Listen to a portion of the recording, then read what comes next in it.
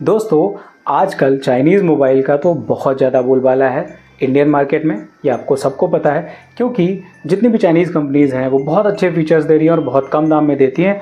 और ज़्यादातर सेल जब निकल आती है तब तो बहुत ही बेहतर डिस्काउंट मिल जाता है और बहुत ही सस्ते दाम में हमको बहुत अच्छे अच्छे फीचर्स मिल जाते हैं।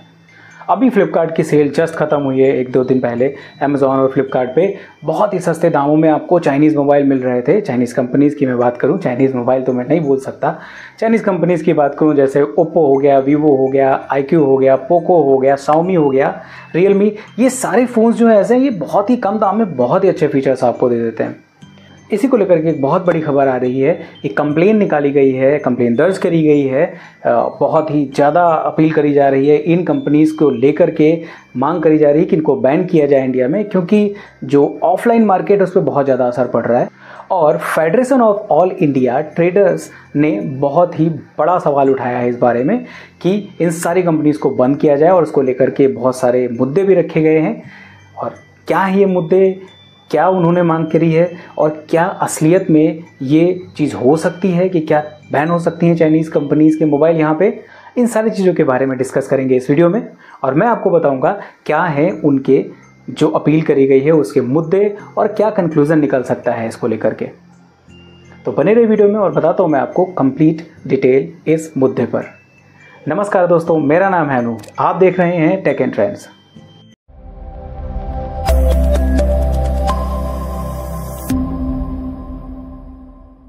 तो दोस्तों, जैसा कि आपको पता है कि फ्लिपकार्ट और अमेज़ॉन की सेल अभी निकली, बिग बिलियन डे सेल और अमेज़ॉन की ग्रेट इंडियन फेस्टिवल सेल, और उसमें बहुत ही ज़्यादा कम दाम में बहुत ही अच्छे डिस्काउंट्स के साथ में आपको बहुत से मोबाइल मिले।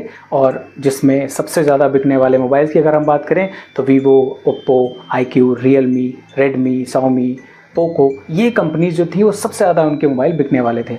अब अगर हम एक सेगमेंट की बात करें जो सबसे ज़्यादा बिकता है, वो रहता है लगभग 15,000 से 25,000 के बीच का सेगमेंट, सबसे ज़्यादा जिसमें सेल होती है। और इन्हीं मोबाइल्स को टारगेट करती हैं ये कंपनीज़, खासकर उस टाइम पर जब ये सेल निकलती है। और ये मोबाइल्स पे ढेर सारा डिस्काउंट आपको मिल जाता है, बहुत ही अच्छे फीचर्स मिल जाते हैं, और सबसे मैक्सिमम परसेंटेज ऑफ परचेज यही रहता है। अब ऐसे में जो federation of all India traders है, उन्होंने ये बहुत बड़ा आरोप लगाया है। पहली बात तो फ्लिपकार्ट और अमेज़ॉन जैसी कंपनीज़ के ऊपर कि इन लोगों ने मिल करके इन चाइनीज़ कंपनीज़ के साथ में यहाँ पे जो सेल निकाली है, जिससे बहुत ज़्यादा नुकसान हो रहा है ऑफलाइन मार्केट को। और अब ऑफलाइन मार्केट को नुकसान क्यों कर रहा है वो भी मैं आपको बता देता हूँ। ये जो कंपनीज़ हैं, ये कंपनीज़ स्पेशली ऑनलाइन ही कुछ प्रोडक्ट्स को अपने निकालती हैं और उन पे अच्छा खासा डिस्काउंट दे देती हैं कि अगर सेम फीचर में अगर उनकी दूसरे जो प्रोडक्ट हैं वो ऑफलाइन मार्केट में अगर पड़े हुए हैं तो डिफरेंस लगभग 5 से 6 हज़ार रुपये का आ जाता है दोनों के बीच में। अब जाहिर सी बात है, अगर कोई भी चीज़ ऑनलाइन सेम कंपनी की सेम फीचर के साथ में अगर मिल रही है हमको 17,000 रुपये में, तो हम ऑफलाइन उस मार्केट में जा करके 24,000 में क्यों लेंगे उसको। तो कहीं ना कहीं बहुत ज़्यादा नुकसान हो जाता है। जाहिर सी बात है, दिवाली फेस्टिवल होता है, तो दिवाली से पहले जस्ट सारे बिजनेसमैन ये सोचते हैं कि लोग नए नए प्रोडक्ट्स खरीदेंगे और उनका कुछ फ़ायदा होगा, बिजनेस होगा उनका। लेकिन जब ये सेल निकल आती है तो उसमें उनका बिजनेस पूरी तरीके से ख़राब हो जाता है। और हर साल ये होता है, इस साल भी यही हुआ। साथ में इन लोगों ने जो क्लेम किया हुआ है वो ये किया हुआ है कि कुछ बैंक जो हैं वो भी इनसे मिले हुए हैं, और वो लोग भी एक्स्ट्रा डिस्काउंट दे करके कहीं ना कहीं ग्राहकों को ऑनलाइन परचेज की तरफ ज़्यादा आकर्षित करते हैं। ऑफलाइन मार्केट में उनको कोई फ़ायदा नहीं मिल पाता, जिसमें ICICI, HDFC, SBI जैसी जो बड़ी कंपनीज़ हैं जो कि अपने क्रेडिट कार्ड पे या डेबिट कार्ड पे ढेर सारा ऑफर दे देती हैं, EMI पे ऑफर दे देती हैं, तो वो भी कहीं ना कहीं जो है वो ऑनलाइन की तरफ कस्टमर्स को ढकेल देते हैं। ऑफलाइन मार्केट में कहीं कुछ हो नहीं पाता है, उससे बहुत ज़्यादा नुकसान हो जा रहा है ट्रेडर्स का, जो ऑफलाइन मार्केट में बैठे हुए हैं, उनकी सेल नहीं निकल पा रही। अब उनके पास जब क्लाइंट जाता है, कोई भी कस्टमर जाता है और वो मांगता है उनसे फीचर्स के साथ में फ़ोन जो कि 17,000 का मांग रहा है कि मुझे ऑनलाइन दिख रहा है, अब उनको वो जब 17,000 की खुद की खरीदनी पड़ रही तो कैसे दे देंगे। अब उनको जो फ़ोन ही 22-23 हज़ार रुपये में मिल रहा है, तो कहीं ना कहीं उनके लिए भी एक मजबूरी हो जाती है कि वो बेच ही नहीं पाते फ़ोन को, और वो ऑनलाइन लोग परचेज़ कर लेते हैं और इनको नुकसान बहुत ज़्यादा हो जा रहा है। तो इसी के चलते जो ये फेडरेशन है, इसने मांग करी है गवर्नमेंट से कि इन जो चाइनीज़ कंपनीज़ हैं जैसे ओप्पो हो गया, वीवो हो गया, iQOO हो गया, पोको हो गया, रियलमी हो गया, Xiaomi हो गया, इन कंपनीज़ को इंडिया में बैन किया जाए। इन कंपनीज़ की जो मार्केट है उसको रोका जाए, यहाँ पे नहीं उनको सेल करने की आज़ादी दी जाए, ताकि ऑफलाइन मार्केट में या फिर जो अदर कंपनीज़ हैं उनको फ़ायदा हो सके, उनके लिए भी मार्केट थोड़ी बहुत खुली रहे।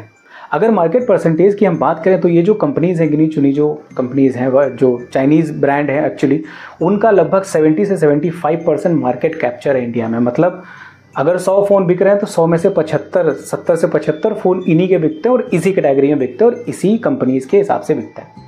अगर ये ऑफलाइन चले ठीक है, लोगों को फ़ायदा होगा, जो ऑफलाइन बिजनेस करके बैठे हुए हैं लोग, इतनी बड़ी बड़ी दुकानें खोल के बैठे हुए, लेकिन ये ऑनलाइन जो सेल कर देते हैं उसमें बड़ा नुकसान हो जाता है लोगों को। तो इसलिए उनकी ये मांग है कि सबसे पहले तो उनको बैन किया जाए।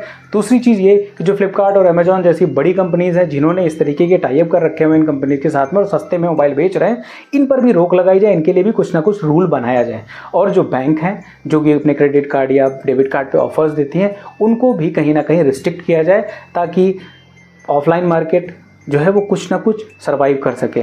तो ये एक बहुत बड़ी मांग है उनकी तरफ से, और उन्होंने जो है कम्युनिकेशन मिनिस्टर जो हैं अपने यहाँ के और साथ में जो फाइनेंस मिनिस्टर हैं उनसे इस मामले में अपील करी है कि आप लोग प्लीज़ कुछ ना कुछ आप जो है इसमें हस्तक्षेप करो, इसको लेकर के आप कुछ नए रूल्स लाओ, कुछ रेस्ट्रिक्शंस बनाओ, ताकि जो ऑफलाइन मार्केट है, जो इंडिया की बाकी मार्केट है, उनको जो नुकसान हो रहा है, जो उनकी परचेज़ नहीं उनके यहाँ से लिया जा रहा है, लोग नहीं खरीद रहे हैं, उनको जो सेल नहीं हो रही है, उस पर कहीं ना कहीं उनको कुछ फ़ायदा मिले, क्योंकि त्यौहार का सीज़न जब आता है तभी सेल आ जाती है और उनको बहुत सा नुकसान हो जा रहा है। अब इस पर देखते हैं कि जो फाइनेंस मिनिस्टर अपने यहाँ पे हैं, जो कम्युनिकेशन मिनिस्टर हैं, वो क्या रिएक्शन देते हैं, क्या उस पर प्रतिक्रिया करते हैं, क्या इसको लेकर के कुछ नियम कानून बनेंगे, क्या इसको लेकर के कुछ रिस्ट्रिक्शंस बनाए जाएंगे, या फिर जैसे एक बार बहुत सी चाइनीज़ ऐप और चाइनीज़ कंपनीज़ को बैन किया गया था, चाइनीज़ मोबाइल्स को बैन किया गया था, क्या उसी तरीके से चाइनीज़ इन कंपनीज़ को भी बैन कर दिया जाएगा। ये सारी चीज़ें हमें पता चलेंगी जब इसका कोई रिएक्शन आता है हमारे पास। लेकिन फिर भी अगर देखा जाए तो ये बहुत बड़ा मुद्दा और बहुत ही सीरियस मुद्दा है। तो आप बताइए कि आपको क्या लगता है कि क्या कुछ रिस्ट्रिक्शंस लानी चाहिए, क्या कुछ जो है ऑफलाइन और ऑनलाइन के कॉम्बिनेशन के साथ में कुछ सेल को लाना चाहिए, कि जो भी सेल ऑनलाइन चल रही है उसी सेल को ऑफलाइन भी प्रमोट करने के लिए सोचना चाहिए इन कंपनीज़ को। आप अपनी राय हमें ज़रूर बताएं, और आप ये ज़रूर बताएं कि आप किस तरीके से मोबाइल परचेज़ करते हो। आप ऑफलाइन परचेज़ करते हो या फिर ऑनलाइन ये जो सेल आती है इसमें मोबाइल्स को परचेज़ करते हो। और कमेंट में ये भी बता सकते हैं आप कि इसको लेकर के जो हमारे यहाँ के जो मिनिस्टर्स हैं, जो हमारे के फाइनेंस मिनिस्टर हैं निर्मला सीतारमण जी, उनको क्या एक्शन लेना चाहिए। और अगर आपको वीडियो पसंद आई है तो लाइक ज़रूर कर दें और अपने दोस्तों तक भी शेयर कर दें। और अगर अभी तक आपने मेरे चैनल को सब्सक्राइब नहीं किया तो इसको सब्सक्राइब भी कर लीजिए, क्योंकि इसी तरीके की अच्छी अच्छी वीडियोस मैं लेके आता रहता हूँ। फिलहाल के इस वीडियो में इतना ही, मिलते हैं किसी दूसरी वीडियो में किसी अच्छे से टेक और ट्रेंडिंग टॉपिक के साथ। तब तक के लिए नमस्कार।